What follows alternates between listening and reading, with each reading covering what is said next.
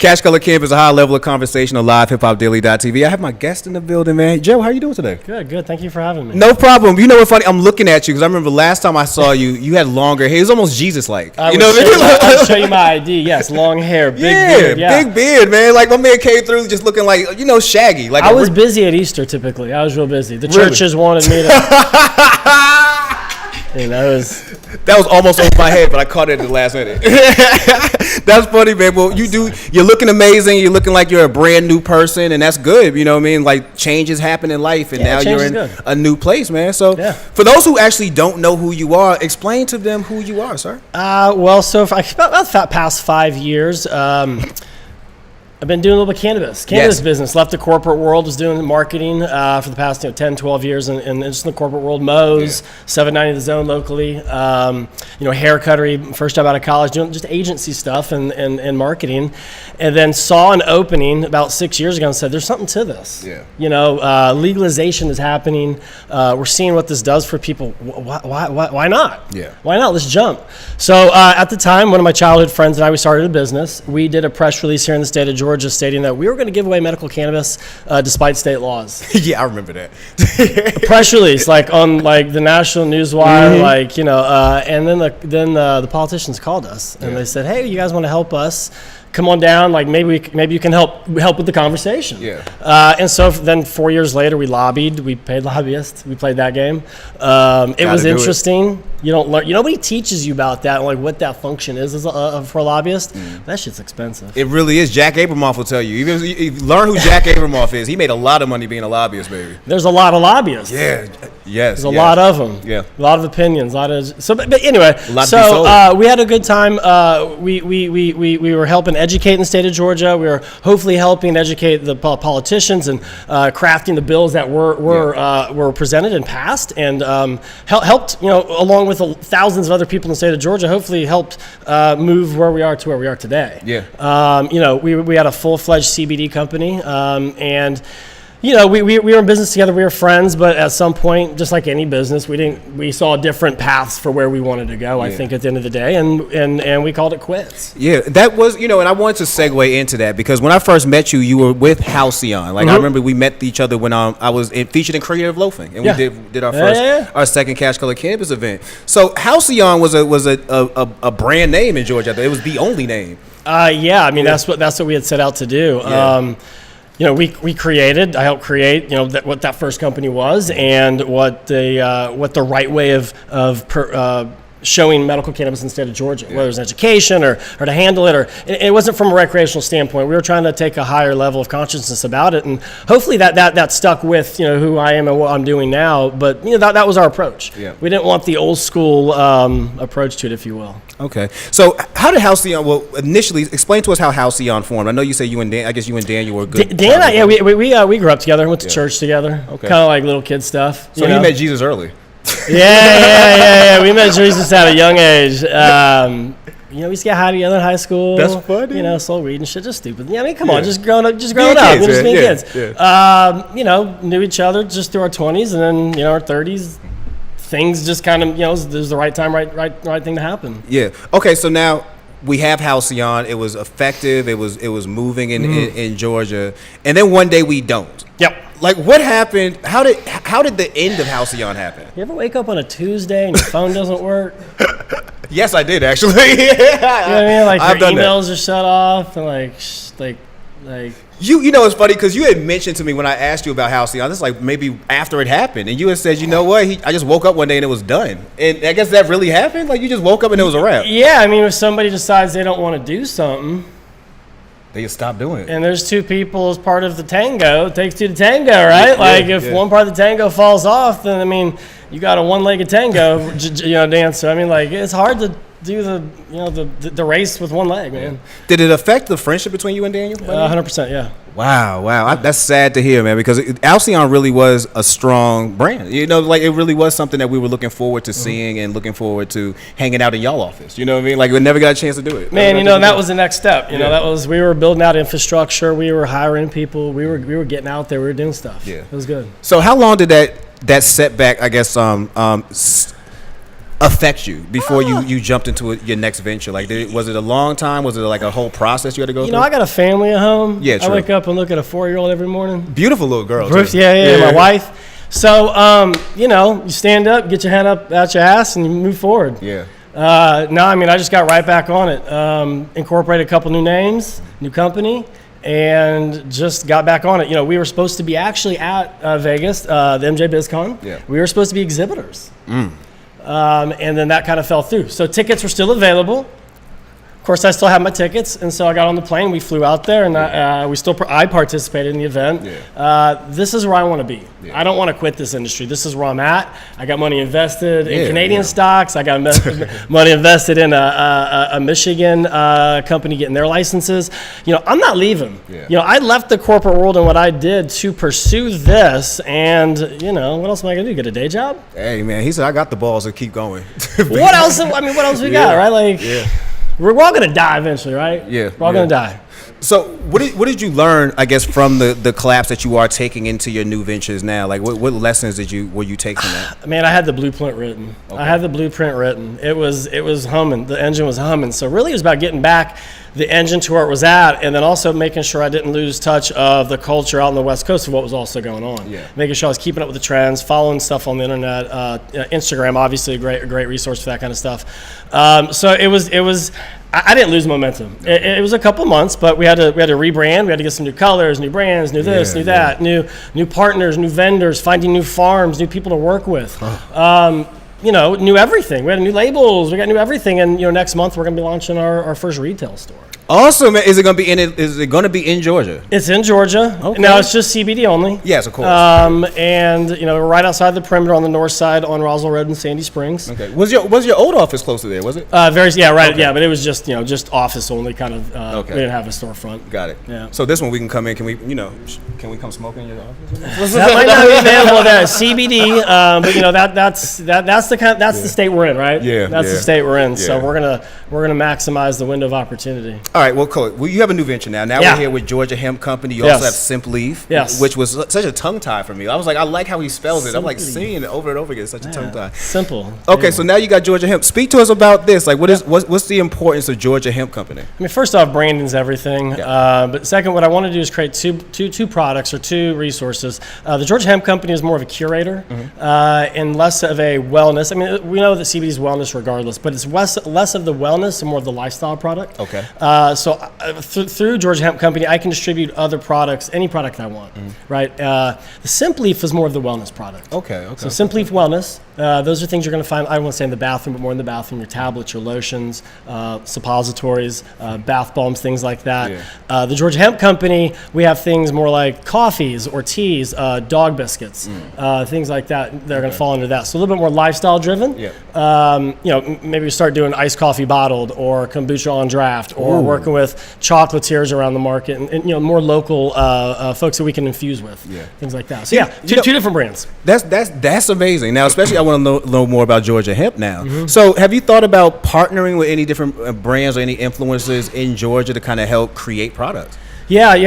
And again, been really focused on the relaunch and rebrand of everything. So it's been kind of slow on getting back out to the marketing side of things. That's my background is marketing. It's kind of taken a backseat to getting lights installed and insurance and the stupidest shit that you feel isn't getting you anywhere. Like, I got new shelves for my inventory. Yeah. I went to Lowe's today. You adulting on a different level. Oh man, it's right now. I'm going to entrepreneurship meetups on Friday mornings. It is tough shit. Yeah, that is really some adult shit. You know what I mean? Like when you look at it, when you wake up in the morning and saying I'm going to Home Depot and you're happy, that's another. Well, what sucks when you order something online and it's not there. Oh. They're like, you like to order online and pick it up and it's not there. You're like, God dang it. You're like, that's what the convenience you made was. Yeah. Anyway. I was ready for these damn shelves. Yeah, man. I was ready for shelves, but I did get the lights installed. The cameras installed, so I can pull that up. Great. Little fucking shit, man. Little shit. That's amazing, man. You're definitely a resilient human being. Because let me tell you, a lot of other people would have stopped and would still be sulking in there, and having a pity party right now. Yeah, I could have a pity party, but who cares? Nobody. You don't care. These people don't care. You care about how I made it through it, right? Yes. Guess how many times my bank account's been shut down? We spoke about that the first event. PayPal will not talk to me. Thank you, Venmo. You're still talking to me. Stripe won't talk. Nobody will talk. I mean, I'm going from Chase to this to that to another 7.5% credit cards. Like, just CBD, man. Like, no, this isn't easy. It's not fun. Like, what would normally be easy just to open a business, right? I incorporated. I paid the money. We're going to start a podcasting. Super fucking easy. Like, you can have a normal bank account. I can't. No, you can't. That is it's weird. It's just weird. And it's crazy you said that about PayPal, because I remember Daniel saying y'all had lost like 4 or 5 different PayPals. Like every time you set one up, they'd be like, shut it down. Different EIN, different social security number. You know, then they get on to you eventually. Your social security number's tied to everything. They're like, I know you from 4 times ago. And we're already holding 10 grand of your cash. So like, stop. And you're like, man, can I have my money? You know, and you know, you just brought up so many other issues. You know, because I was talking to somebody earlier today about getting access to CBD and how complicated it is in Georgia, where you illegally can't have it. It's just how can you get it? And you're bringing in a whole nother question, because you have a whole business catered towards helping people get it. But it's like, how can they get it when they can't pay you? Really? They can't access it any other way. Like it's like the most ridiculous situation happening down here. It's the most ridiculous situation. Like I've watched Allen Peak. I've been at the state capitol. Look, I'm sick of that crowd too. I mean, let's have another commission to talk about how 30 other states are legalizing the whole. Look, it's a business. Coca-Cola's in your backyard, and they're talking about. Stop it. Yes. What do you mean? What do you? They have drinks that are regulated with a child-proof thing on it. Does any alcohol have anything child-proof? Anything on it? No, it's like LaCroix. Right? Yeah, you got alcoholic water with just whatever, but you got cannabis drinks that have a child-proof thing on it. You know, but again, it's part of people evolving in their own understanding of what cannabis does and what CBD does and how hemp and all this kind of works. New generation. New generation. You know, I often talk about how generations is the real problem here. You know what I mean? Like even with my mom. My mom is she's coming to grips with the fact that I work in this space. But initially it was so much scariness in her. Like you don't want to get arrested. You don't want to get all your accounts shut down and all this other stuff. And that's a real concern for people who are actually in this business. I'll tell you, if you're in Canton, my mom is hustling CBD. Really? She's hustling CBD for me. So my mom, she probably needs to call yours, but she's all up in Canton. She's, hey, I need some more cards. Send me some more stuff. I gave away. So, I mean, you know, we can get your mom hooked up with my mom. Is your mom like your top salesman? She's going to be eventually. She's an ex-nurse, so I think that helps. Let me find out you're going to have tears and stuff. Next thing you know, you got to send her to Vegas on a trip. You know what I'm saying? Because she sold so much. Oh, that's hilarious, man. So you did speak to us. You're supposed to be early about plans of opening the office. Like how far down the road are we from the official office? So we're in the space. Got my insurance again. Another hurdle that took a couple more weeks than I anticipated. You got to find the right place because I'm essentially listed as a hemp dispensary. That's what the insurance company calls me on. That's what I'm listed as on my insurance. So with even that, like with hemp being.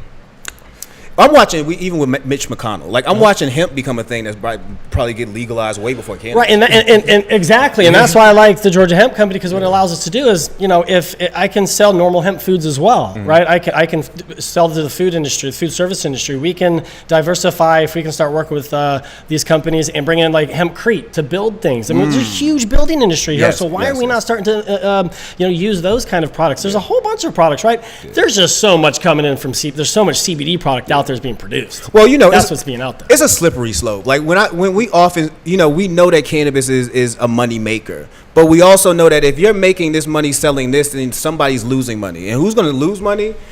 I'm watching a show on Netflix called First and Last. It's about people who go to jail for the first time or they're about to leave after a short stint. It takes place in Gwinnett County.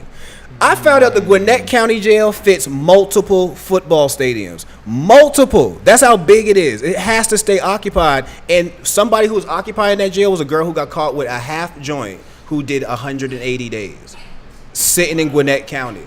So, yeah, as they see the money happening, they also got to know how we're going to refill this other stuff that we're now... Just like the lottery. You know what? You want to kick back? We'll kick you back some of the funds. We'll kick it back to the local... Because that's a private industry. They don't need the money. They don't need my tax. They don't need our tax dollars. No. Let's kick them. If the police are that concerned about it and the local law enforcement, let's kick them back some dollars then. Yeah. There's enough to be made off the revenue. Well, there's so much. We gonna see. Hey, actually, we have somebody on our live who has a question. How is your hemp manufactured?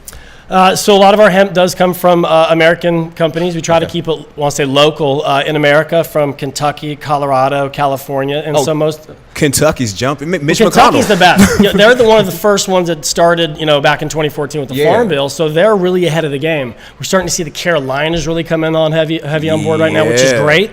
Hopefully that influences Georgia a little bit more. I think there's a lot of positive momentum. But typically, most of the hemp is processed in the CO2 machine, CO2 extraction machine. Awesome. What are your feelings about the future of hemp in Georgia? Like you mentioned, North Carolina is making a lot of progress. Kentucky is as well.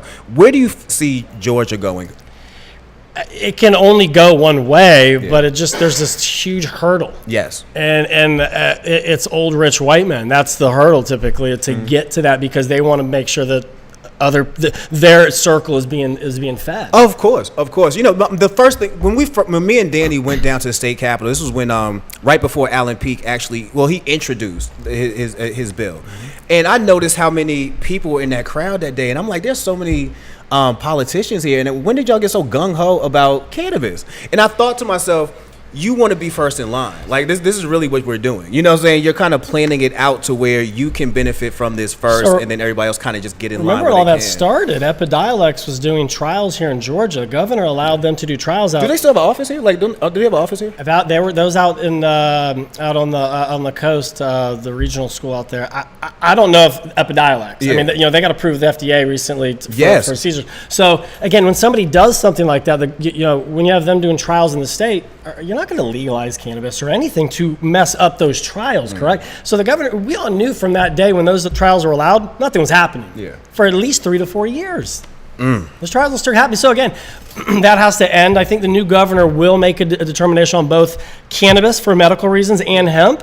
I think hemp you have to do for so many other reasons other than medical. But cannabis is a sexy conversation. Sexy. Yeah, it's hella sexy. It's like, it's sexy. Like hemp is the conversation that's like, you're settling for somebody. That's how people look at the hemp conversation. But hemp is, like you say, from products, plastics be eliminated. There's so much things that hemp can kind of help make people like multimillionaires, billionaires almost, Get in now. Take the chance. Do it. Yeah. How do you feel about, you had mentioned Coca-Cola. How do you feel about Coca-Cola's lukewarm interest in getting involved? Because I'm not going to say they were interested. Okay. Any news is good news. Yeah. Shake it up. Shake the tree. Shake some money out. Make those banks pay attention. Let's see, man. Shake that shit. Let's see, because somebody also pointed out with them being Aurora, because, they also are.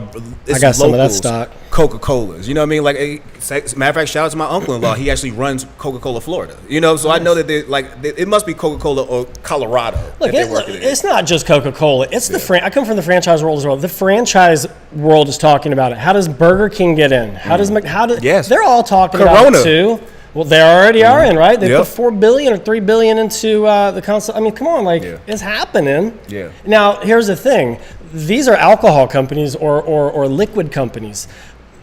We consume cannabis in 3 or 4 or 5 different ways, right? Yes. So it's a much different diversification of a product offering to consumers than they're used to. So it's gonna need a lot more infrastructure and willpower to execute. That's so crazy, man. Like, we could actually have these conversations for hours, about just the money that could be made and the issues that stop that money from being made in Georgia, man. But hopefully I do see it, because I agree with Coach. You can't have cannabis being illegal when you also have so many other industries here, from music to film. Like he said, you don't want to have Johnny Depp getting stopped for a joint. Like you can't have somebody filming down here and they getting stopped for a blunt in their hand. Like, that's ridiculousness, man. You do a whole lot of things. I actually watch you on Instagram. You have a beautiful daughter, a beautiful family. How do you juggle everything you do and then still maintain the family life? Because you definitely do that. He's like, let me smoke first and think about this.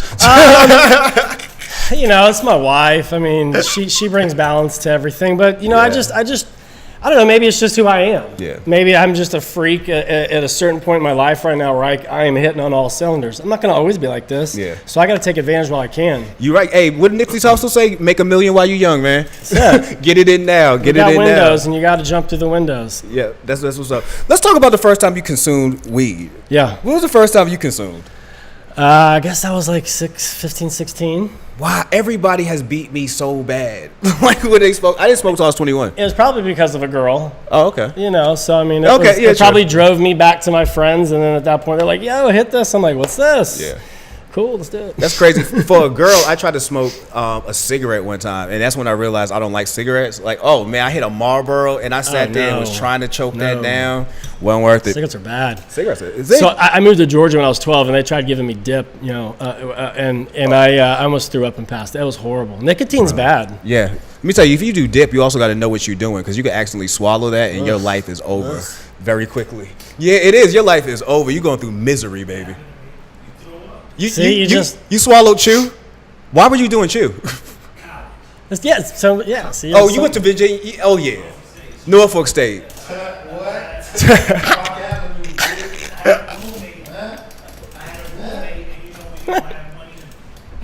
Yeah. That ain't getting me high. Yeah, that or Newport, just fucking puff on that a whole bunch. True. You get a head rush. A head rush. You know what college was that? When I was in college, my roommate was from the Virgin Islands. His dad used to mail weed to him, and he would drop it in lotion bottles. So Jamal would come through the box with all these lotion bottles, and he pouring them out, and you see all this weed drop out. And his dad was a G for that one, man. He helping us get some good product in Charlotte, North Carolina. All right. Awesome. So what's next for you as we go? I know you have the store opening that's going to happen soon. Yeah. But we also have a new year that's about to break out. What are we going to see you in 2019? Like, how's the brand going to keep growing? So the store is the big thing. Getting the online presence a lot more. Building the lifestyle part of the brand. Getting out there, getting sales. Just staying focused. Yeah. Really, I mean that's just staying focused. But I think we talked about earlier. Getting out to a couple more conventions. Staying connected to the culture that is out west that's driving the industry. And try to take advantage of a lot of Atlanta shit. Hey, wait, I got a good question, man. I don't know who this dude is, but he keep asking questions. He asked a question last week and I didn't get a chance to get to.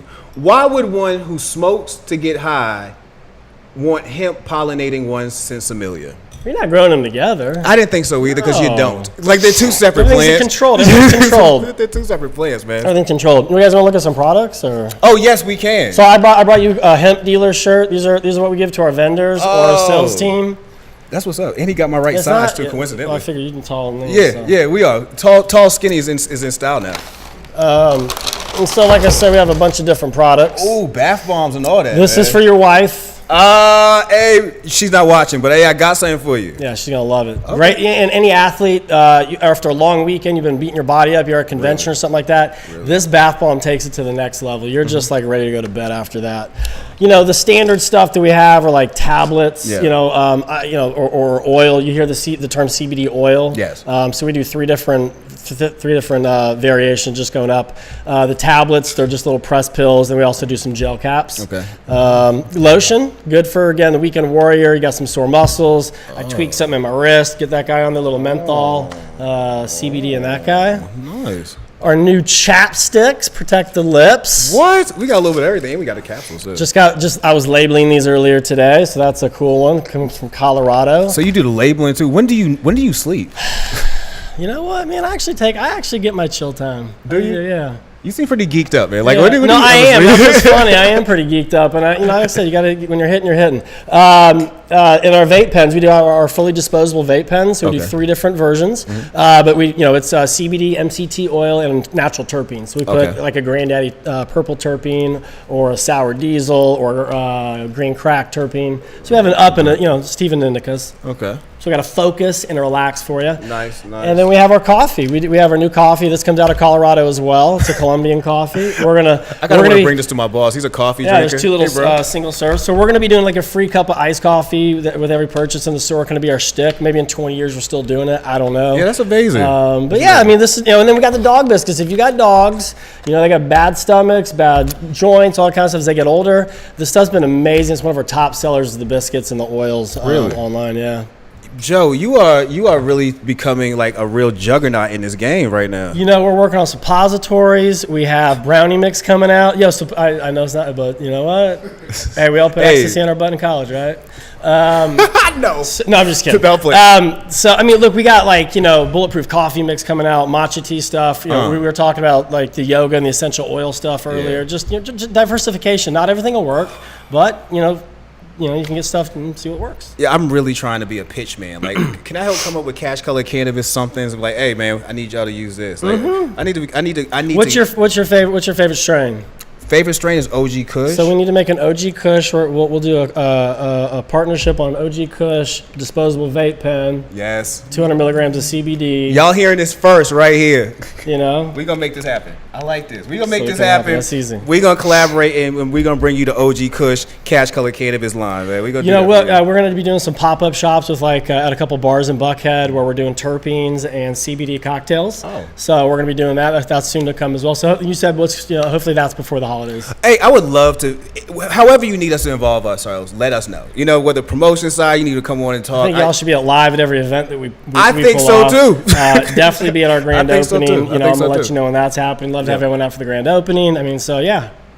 This is a small community still. Yes. Cannabis is, you meet somebody at an event, you're going to know them for the next 5 years more than likely. You're always connected in this world right now. And, the more powerful we are when we go to the Capitol or post stuff on social media or whatever the message is, as long as we're consistent, we're not dumbasses about it, and we're doing the right thing, then look, we're going to get this. We're going to make this happen. Yeah, and I'm optimistic. When we first started doing the podcast, when we first started doing the film, actually, I wasn't all the way optimistic that I would see Georgia. Matter of fact, my words in 2016 was probably around 2020 something or other. We get there. But I'm very optimistic that we're actually going to see maybe not full legalization, but definitely decriminalization across the board. I feel like we're going to start we have to get a situation where it's easier for patients to actually be able to access the medicine they need. Because for all the hoops and ladders people go through in order to get lotions, pills, chapsticks, that it's just ridiculous right now. But I'm very optimistic of what I'm seeing, and I think that you actually played a major role with the creation of Halcyon. Now, whether it doesn't exist no more, but you're still here, and I think that's still even more of a positive. It shows that there's consistency. This shows there's longevity in this industry. Yeah, big up you. big up Joe for that, man. Joe, if you could smoke with anybody, who would it be? Oh my goodness, probably my dad. Really? Was your dad a smoker? No, he was in the military. Oh. But I knew he was a cool guy because when he got out, he grew a ponytail.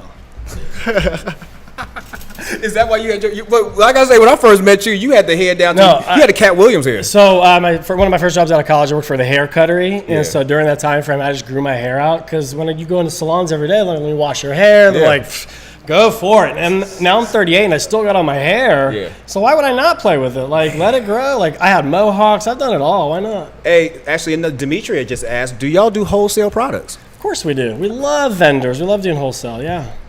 Yes, they do. They love vendors. They love doing wholesale. Actually, go ahead and follow him.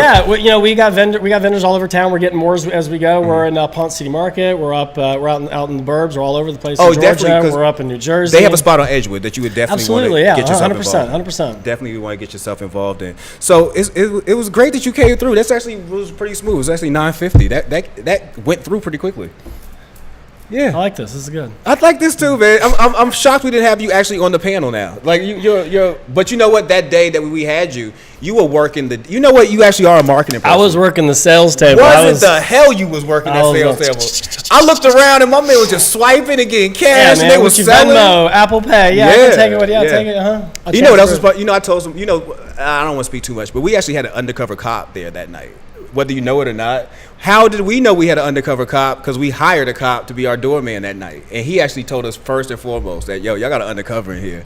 And to know how smooth the event went, nobody raided us, and I haven't had a problem since.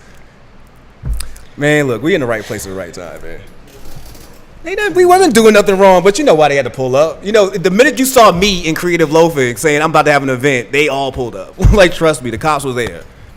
So, but you was working that table heavy, man. I was able to see that. This man was like moving, just hair flipping back and forth. And that's what we do. We did the 420 Fest. Yes. We should have been out One Music. I couldn't get my team together. But like, we're out at these big events because we know we can impact the people and sell this stuff. Yeah, man. Yeah, man. Well, you're doing a great job. I know you was at Sweetwater Fest too. Yeah, you're doing an amazing job. For those who want to connect with you locally and across states, like how can they connect with yourself? How can they get the products? Let them know. Let people know. Yeah, GeorgiaHempCompany.com or SimplyWellness.com. Check them out. Joe Salome. If you look me up on LinkedIn, you want to connect professionally, that's fine as well. everybody's trying to make money. Everybody wants to consult. And so, look, hey, if we can help each other get to the next level, that's what it's all about. That is what it's all about. I totally appreciate you coming through tonight, man. Yeah. This is good time. No, this is an awesome time. You are welcome anytime you want to come through here, man. Thank you. All right, so that's Cash Color Camp. It's a high level of conversation. I'd like to thank my client Joe. I can help with volunteers for their events. I want you to tell him that follow Joe, Georgia Hemp Co. Oh yeah, let them know what your Instagram is, just in case of people. Mine personally is Joe Ashley Salome, but we got this one. at Georgia Hemp Company, Simply for Wellness. Get on there, just Google us or search us on any of that stuff. Hashtag it, it's up on there. That's what's up. Thank you, Joe, for coming out. And that's Cash Color Camp. It's a high level of conversation.